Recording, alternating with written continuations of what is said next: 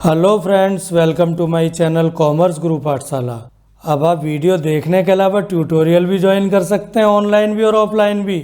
आपके कोई भी डाउट्स हों अकाउंटेंसी, इकोनॉमिक्स और बिजनेस स्टडी के लिए, वो डाउट नहीं रहेंगे, कॉन्सेप्ट क्लैरिटी हो जाएगी। इस वीडियो में हम डिस्कस कर रहे हैं फ्रेंड्स कैश फ्लो स्टेटमेंट। नाम सुनते ही डर लग जाता है इस चैप्टर के, कई बच्चे तो बिल्कुल छोड़ देते हैं इस चैप्टर को।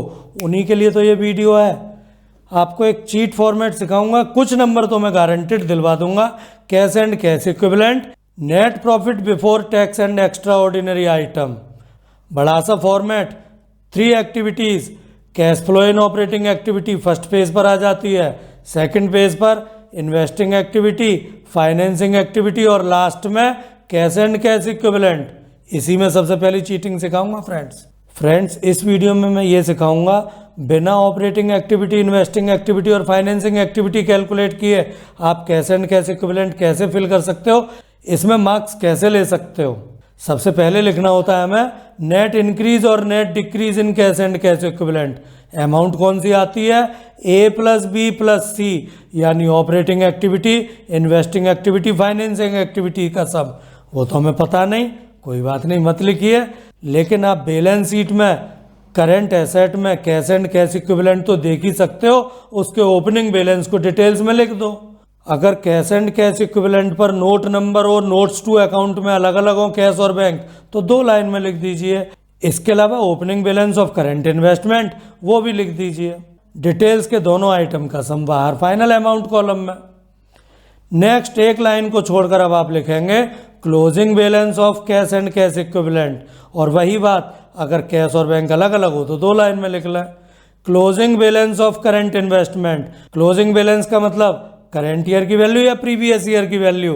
प्रीवियस ईयर तो ओपन हुआ था ना, करंट ईयर की वैल्यू लिख दीजिए, इन दोनों का सम बाहर और इस सम को फाइनली लिख लीजिए। और ध्यान रखिएगा ये जो सबसे नीचे सम है इसी सम को आप ऊपर भी लिख दीजिए। और हाँ, अब क्या करना है, सिंपली क्वेश्चन मार्क जहां स्क्रीन पर आप देख रहे होंगे वो डिफरेंस आप लिख दीजिए, टोटल इक्वल कर दीजिए। पॉजिटिव में आए तो इंक्रीज, नेगेटिव में आए तो डिक्रीज। तो फ्रेंड्स ये हो गया कैश एंड कैश इक्विवेलेंट। इसके बाद एक और बात करनी है, net profit before tax and extraordinary item. तो क्वेश्चन में बैलेंस शीट में शेयर होल्डर फंड में रिजर्व एंड सरप्लस से सरप्लस की क्लोजिंग वैल्यू करंट ईयर की वैल्यू लिख दीजिए और लेस कर दीजिए प्रीवियस ईयर की वैल्यू ओपनिंग वैल्यू को। सम आ गया net profit for the year. 3 item add कर दो, transfer to reserve, reserve and surplus में ही होगा। Last year 50,000, current year 80,000, it means 30,000 transfer किया। एंट्रीम डिविडेंड एडजस्टमेंट में होगा तो कर दीजिए, नहीं हो तो छोड़ दीजिए। Provision for tax, current liability major heading sub heading short term provision में क्लोजिंग वैल्यू को लिख दीजिए।